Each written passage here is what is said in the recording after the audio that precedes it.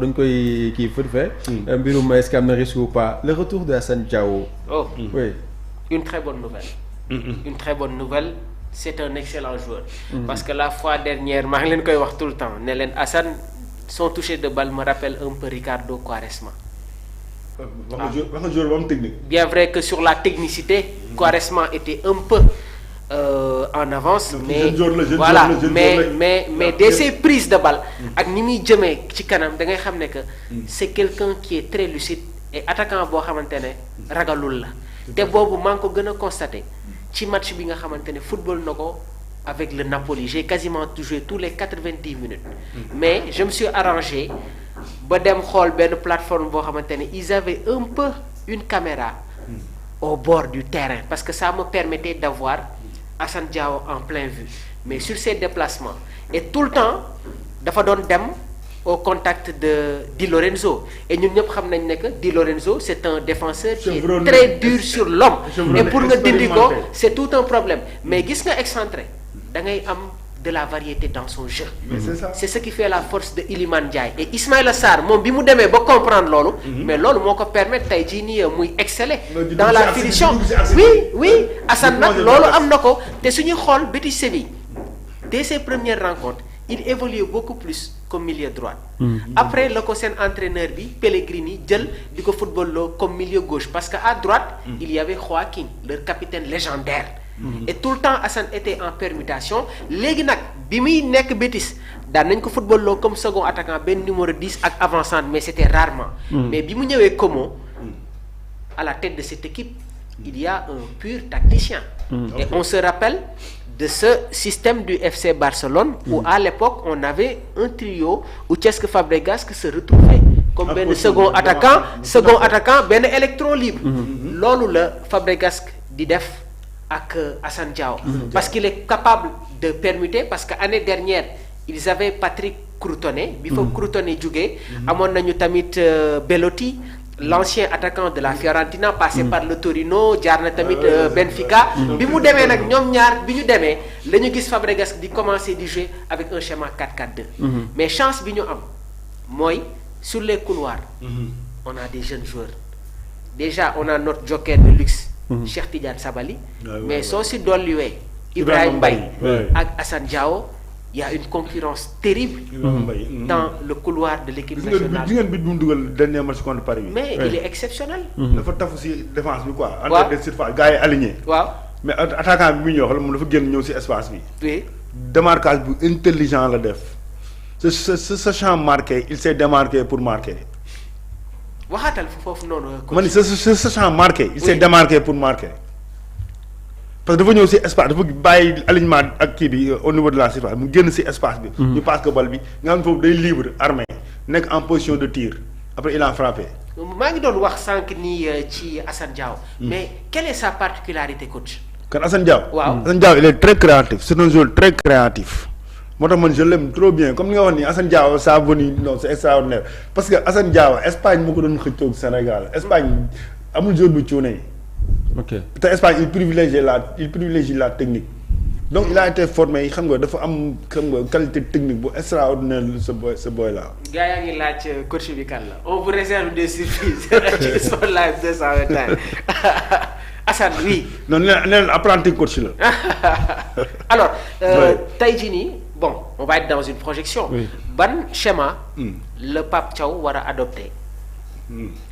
sur cette Coupe d'Afrique des Nations parce que dama lay jox ñaari match référence contre la RDC ak Angleterre on a eu une bonne assise au niveau du milieu de terrain bi ñuy jouer contre le Brésil c'était un milieu de terrain à 3 parce que bi ñuy jouer ak Mauritanie ak le Soudan du Sud Pape nous avait proposé benn attaque à 4 Ismaïla Iliman Sadio ak Nicolas loolu la indi contre Soudan du Sud indi ko contre la Mauritanie Sénégal dugal 9 buts am ñaari clean sheet bi ñu ñëwee contre Brésil mu proposé ñu le schéma espagnol avec un faux neuf ça n'a pas marché et man jàpp naa ne que on doit toujours avoir un numéro 9 traditionnel alors avec les retours de Lamine Camara la présence de Idrissa Gana Gueye les bonnes prestations de Pape Alassane Gueye est-ce que Pape ne devra pas faire un choix sur attaque bi nga xamante ne moom la ñuy proposer coach. bon xam nga Mamour man. waaw. damay éviter spéculation.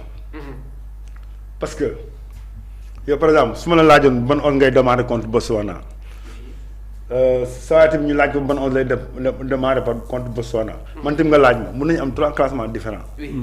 comprendre nga. te seul ce qui vaille c'est le classement de Pape, c'est le dispositif que mettra en place Pape Bouna Thiaw. donc man damay éviter di spéculer quoi. mais boo xoolee par exemple milieu de terrain bi dafa am équilibre. les gens ont l'habitude de dire que non xam nga bon Aliou Cissé ay 3-6 lay def Pape Thiaw day teg ay 3-6. non le 6 type de l'équipe c'est Idrissa Gana Gueye. ak Pathé 6. ak Pathé. ñoom ñooy les vrais numéros 6 ñeneen ñëpp xool ils sont polyvalents mën nañu jouer à gauche mën nañu jouer à droite. relayeur. mais waaw relayeur. waaw ak meneur. parce que boo jëlee par exemple cas wu Pape Gueye. oui. c'est le plus polyvalent des milieux il peut jouer numéro 6. Oui. il peut jouer relayeur il peut jouer même meneur. numéro 10. oui meneur il peut le jouer parce que il a ce bagage là. mais man dans mon équipe Pape Gueye je le mets toujours milieu gauche. milieu gauche. milieu gauche mooy comme ni ko Pape di utiliser loo. waaw milieu gauche. loolu mooy yoon même Coupe d'Afrique la avec Aliou Cissé loolu la joué woon. même Villarreal sax ah. moom lay joué. parce que loolu day indi équilibre c'est un gaucher. man par exemple dans mon équipe. sama rêve man équipe damay bëgg latéral gauche un milieu gauche et un excentré gauche. comprendre nga bon léegi sax football bi tendance mooy gauche la ñuy teg à droite. xam nga sur pour les excentrés. droitier ñu teg ko à gauche. pour muy pénétrer. mais loolu c'est un jeu uniforme. c'est un jeu uniforme. xoolal jëlal par exemple comme Lamine Yamal nii rek lay def. Saka boo xoolee Saka bu Arsenal nii rek lay def xam nga. mais il a rectifié depuis 2 ans parce que. am na benn match Arsenal Wenger ñëw match bi jeex mu gisante ak Wenger ne ko boss lan laa war a def pour améliorer mon jeu xam nga lu ko il faut jouer avec ton pied droit et Chaka il marque avec le pied droit Lamine Yamal contraire dugal na fi pied droit donc jeu bi warul uniforme quoi dafa war a am créativité mais joueur bi nag ça dépend si qualité am ak moom lan mooy style de jeu ak fan lay nekkee à l'aise pour nga mën a tirer le plus de son potentiel mais concernant le milieu de terrain du Sénégal pour man la pierre angulaire c'est Idrissa Gana Gueye. il doit jouer. oui non ku jouer Everton nekk titulaire à Everton xam nga entraîneur bi ñëw bu mënta ñëw 3 entraîneurs fekk nañ ko Everton ku ñëw da ngay reposer wu si moom. oui donc ak vu son expérience xam nga et puis c'est pour man Idrissa Gana Gueye c'est l'entraîneur de l'équipe sur le terrain. il est trop tactique. te gars yi duñ ko seetlu mais gars yi kuy def flambeau xam nga def ay choré la ñuy xool mais Idrissa Gana Gueye c'est la pierre angulaire de mon équipe et de l'équipe du Sénégal. xam nga Pape Gueye indiscutable à gauche. le problème nag mooy kan lay àndal. entre Lamine Camara. waaw Pape Matar Sarr wala Habib Diarra. Habib Diarra il peut être court physiquement. d'accord mais man dans mon milieu de terrain de rêve Habib Diarra laa fay teg. donc yow su ma la déggee bu baax. de base li la gënal mooy nga dem avec un schéma 4-3-3. mais proposer nga ñu un milieu de terrain. à 3. léegi lan nga ñu proposer ci kanam. lan ci kanam. oui. mais Sadio Mané il est indiscutable. oui. il est indiscutable dans l'équipe. kenn du ko fa génne. non mais Sadio Mané. c'est l'identité de l'équipe. mais c'est l'identité de l'équipe Sadio Mané c'est Sadio Mané bon c'est la star de l'équipe. waaw. comprendre nga. c'est l'icône de l'équipe c'est l'emblème. mais critiques yi nag xaw na bëri tuuti. non xam nga non le Sénégal. waaw. critique. waaw kenn war koo bañ. xam nga. oui. maire biy jaay mango sax ci koñ bi wala buy jaay gerte di xam nga elle a son mot à dire tout le monde a son mot à dire. il faut les laisser dire leur mot. mais le choix revient à Pape Thiaw. oui. mais Sadio Mané il a fini de montrer ses preuves Sadio Mané kenn waru ko dingat ci équipe bi. non Sadio Mané kenn waru ko dingat ci équipe bi parce que Sadio Mané moment yu cruciaux yi moom mooy def la différence et il est toujours là qu'est-ce qu'on lui lan ngay reprocher Sadio Mané. parce que il est en Arabie Saoudite mais il fait la différence toujours là-bas et en équipe nationale.